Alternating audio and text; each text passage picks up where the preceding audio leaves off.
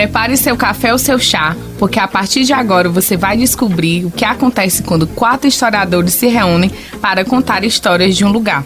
Este é o Corredor Cultural Cast, o seu primeiro podcast histórico do patrimônio cultural sobralense. Aqui você se informa sobre a história e a memória da cidade de Sobral, no Ceará, enquanto conhece o seu patrimônio cultural. Esse projeto é financiado pela chamada pública 003-2020 SECGEL, com fundamento na Lei Federal 14.017-2020, Lei Aldir Blanc de Emergência Cultural. Eu sou a Letícia Mello. Eu sou o Ed Carlos Araújo. Eu sou Carolina Martins. Eu sou Romário Rodrigues. E este é o Corredor Cultural Cast.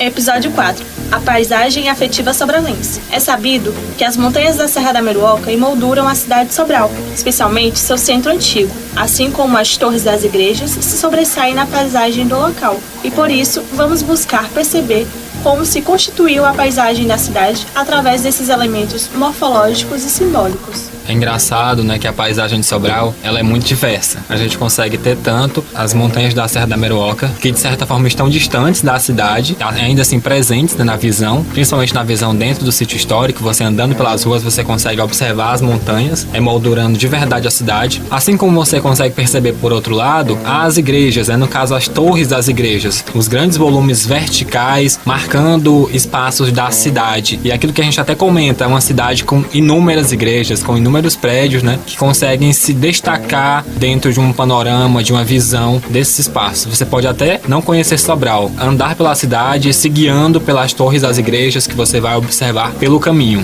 A Serra da Meruoca é um outro bem natural em Sobral, que se destaca, se a gente for comparar, tão quanto o Rio Acaraú, né, na visão de quem anda principalmente a pé pela cidade, vai caminhando pelas ruas. E aí uma coisa que muita gente que não é de Sobral e acaba visitando, fica muito curioso em tentar compreender é a questão da proximidade dessas igrejas e dessas torres. A gente em um único ponto, se a gente for demarcar aqui um ponto mais alto, que é ali o patamar da Igreja da Sé, a gente consegue ter uma visão de pelo menos 2 ou 3 torres de igrejas, né?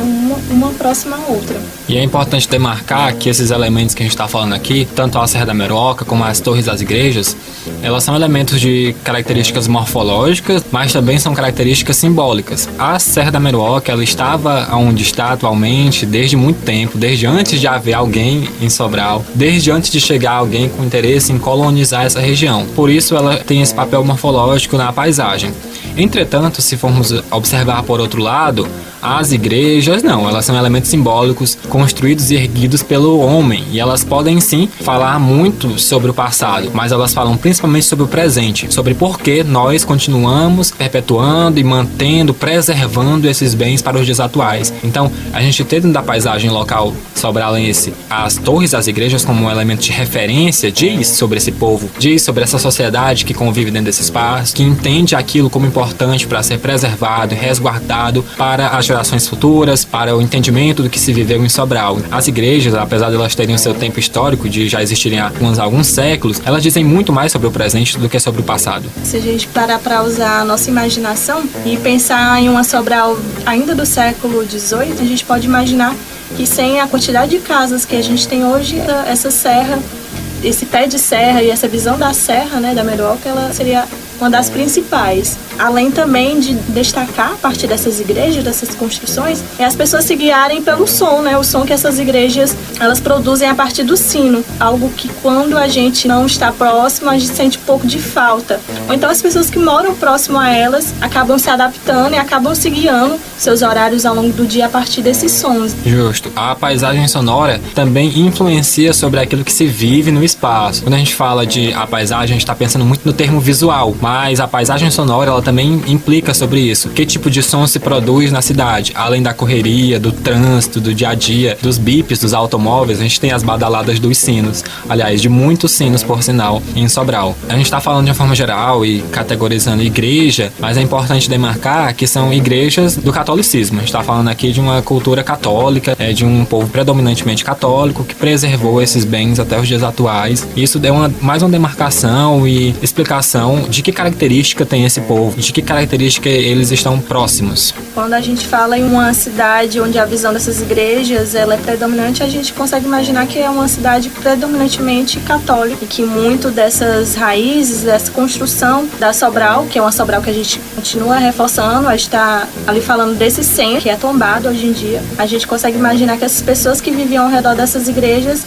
essa constituição, essas famílias eram basadas de acordo com os princípios da Igreja Católica. E tentando colocar aqui uma fala do ponto de vista arquitetônico, baseado em textos que nós estudamos, a gente vai ter a cidade de Sobral, principalmente o seu centro, né, específico o centro tombado, com uma massa muito plana, né? É um espaço em que você não tem grandes edificações, são edificações de 1, 2, 3 térreos no máximo, até pelas leis ligadas ao patrimônio, né, que não permitem inúmeros prédios altos dentro da área. E aí, por isso, a gente vai ter se sobressaindo nesse cenário as torres das igrejas, né? Vão ser os elementos mais altos dentro desse sítio histórico. A gente não tem em Sobral grandes prédios nessa região, a gente tem prédios de regiões mais afastadas, que elas vão crescendo ao longo do tempo, né? A densidade populacional vai se alastrando para outras áreas da cidade. É interessante isso que o Ed pontuou sobre as alturas desses prédios e essas torres dessas igrejas elas se sobressaírem, porque, se eu não me engano, é algo que o próprio IPHAN ele coloca como norma para não descaracterizar essa visão desse centro histórico. Mas eu já ouvi até mesmo de algumas pessoas dizerem que na época do Dom José, ele que impunha essa regra. Os prédios, as construções, elas não poderiam ser mais altas que as torres das igrejas católicas. Eu não sei até que ponto isso é verdade ou apenas histórias que as pessoas contam, mas que a gente consegue ver essa relação e essa visão que ele, se foi ele mesmo que disse, essa visão que ele tinha do que seria imposto hoje, né, pelas próprias normas do IPHAN. A gente vai falar num episódio específico sobre Dom José, mas a gente pode dar um spoiler e demarcar que a altura da Torre das Igrejas ela também é uma demarcação de poder, né? Isso significa muito e é representativo para o que está se falando aqui, para o que está se colocando aqui.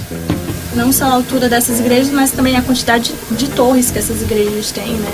Elas representam a importância dessa igreja, o poder que essa igreja tem, a influência. E aí a gente consegue destacar mais uma vez a Igreja da Sé, a igreja matriz ali no centro. Além de ter uma torre bem elevada, ela está posta ali como se fosse um pedestal, né? Ela está num ponto mais alto, se a gente comparar as residências ao redor. E tentando finalizar esse ponto, a gente colocou que a paisagem de Sobral, paisagem formada em Sobral, ela é importante e ela tem suas características próprias, né? E é um ponto que a gente traz como relevante também para a discussão. Apesar de que na época do estudo do tombamento, a paisagem, da forma que a gente entende hoje, ela não era nenhuma categoria ainda para o IPHAN, né? Foi algo que só foi institucionalizado para o IPHAN, que é o Instituto do Patrimônio Histórico e Artístico Nacional, que rege o patrimônio no país, em 2009, mas já se existia essa preocupação desde os anos 90 e até um pouco antes, com as questões voltadas para a paisagem, para a formação do ambiente a partir da paisagem.